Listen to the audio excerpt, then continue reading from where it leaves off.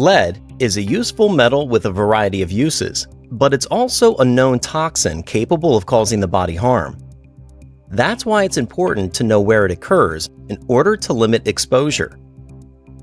Many jobs can expose people to lead. In fact, most cases of adult lead poisoning result from workplace exposure. Some workers who are at particularly high risk include mechanics, scrap metal workers, printers, lead miners, and crystal makers. There is also a risk in jobs involving lead-based paints or electrical fittings and conduits and battery manufacturing, as well as in jobs involved in producing lead, such as lead smelting. Fortunately, over time, there have been some reductions in lead use. For example, using lead-based paint on the interior and exterior of homes was banned in 1978, so most paint made after this date doesn't intentionally contain lead. Lead has also been banned from use in gasoline for transportation since 1996, though high levels of lead found in soil can be attributed to past emissions.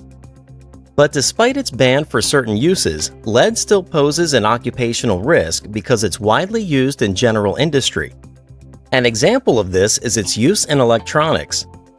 It's also used in lead-acid automobile batteries, ammunition, the manufacturing of rubber products, and the manufacturing of some plastic, glass, and ceramic products.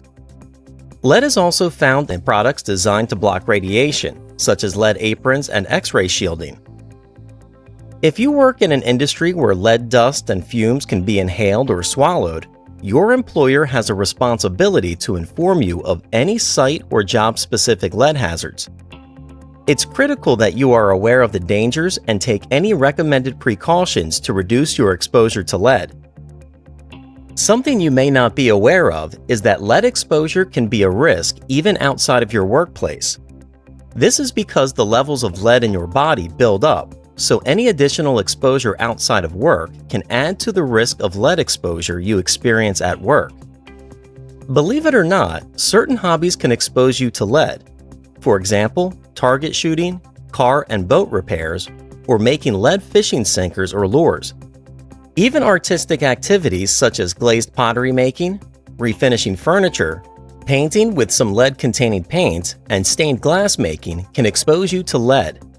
Participating in any of these hobbies may cause you to build up lead in your body, which makes exposure at work even more dangerous. Now that you're familiar with the sources of lead exposure in general industry, you'll know how to better reduce your exposure. Let's pause here so you can practice what you've learned by trying a practice question.